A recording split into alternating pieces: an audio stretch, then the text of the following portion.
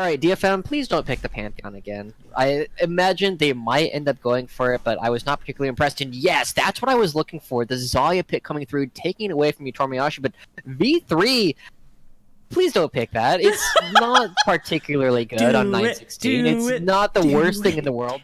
9 seconds on the clock. Paz is looking over to the rest of his teammates. It's like, hey, are we locking in the Pantheon? Are we taking it for ourselves? One last second, and it's locked in, boys! And all right. With Yutapon doing Blade Callers, Sarah's doing Scatter the Weeks, and making sure that V3 can't really move around in fights. But we have to see Silas. How did we forget about Silas? This is like one of the big AP junglers, and I suppose...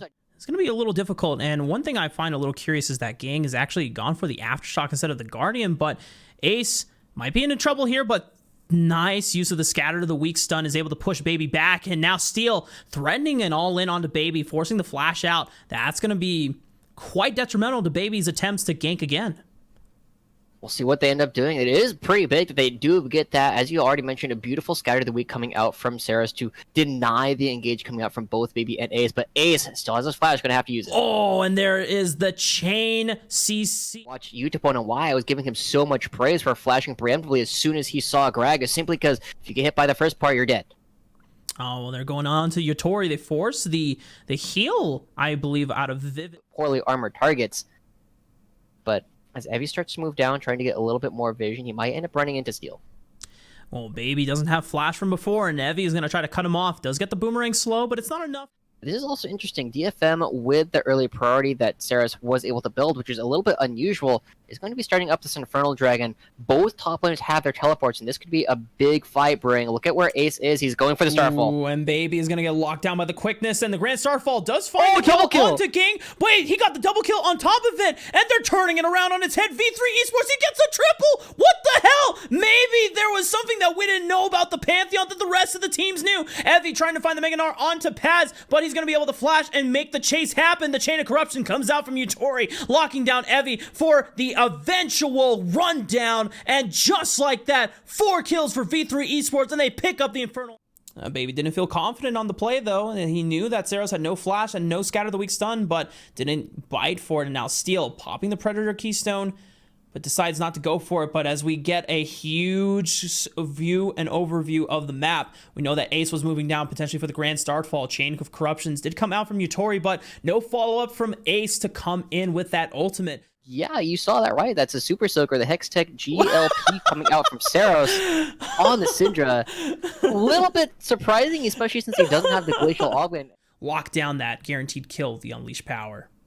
Yeah, this is not a great spot for them to fight. Yutapon does have the completed Essence Reaver, and Paz actually going down already. This teleport is a little bit preemptive, but look at this. Steel is looking to try and steal. Oh, and he does steal it. And now that the Infernal Dragon does come up, and the Nice Blade Caller stuns Ace right in his tracks as he comes down with the Grand Starfall. Moving to the top side of the map has started on the Rift Herald, while everybody else on V3's side without their global abilities to really move around. Oh, he's not going for the Rift Herald instead. Look at this. Be very quiet. They're going for the sneaky play.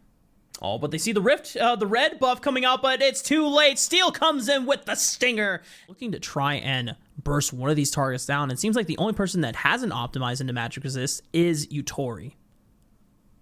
Yeah, and it's not super surprising as they get a little bit of damage down. Lots of damage going through, and the ultimate's just going to be enough as Saros blows him up with the Unleashed Power, and this is huge. I just want to say, Joshi, I will never ever doubt again the power of Super Soaker Syndra. I've been shown the light here. Saros engages, and it's going to be kind of like how we saw Evie attempted, just going onto the back line fruitlessly and not really finding any success. As Paz does find Evie, he's doing a lot of damage, and here comes the Grand Starfall. Evie's going to hop over the wall thanks to the Blast Cone along with his own hop. He's going to be able to make it out safely, but that was close.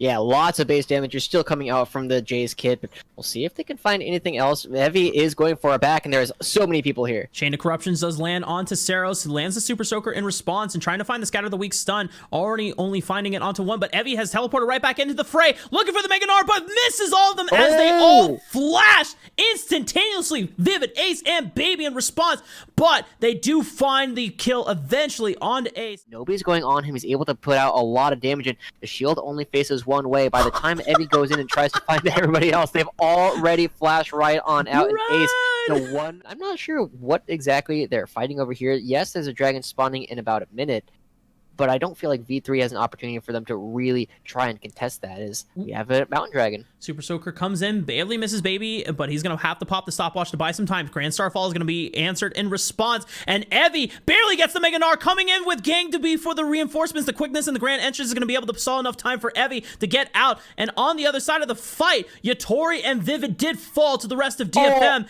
Ace once again being able to barely escape and securing all this vision, denying it from their opponents, and not quite going to be able to pick up this pink ward, but still so dangerous for V3 to try and move in. They have a teleport available to Paz, so he can join the fray, but with the kind of pick composition that DFM has, they might not have time. The flash comes out from Baby, and as well as Vivid. Control mid wave, send that crashing into V3, and now they're going to go into the darkness that is around the Baron Pit.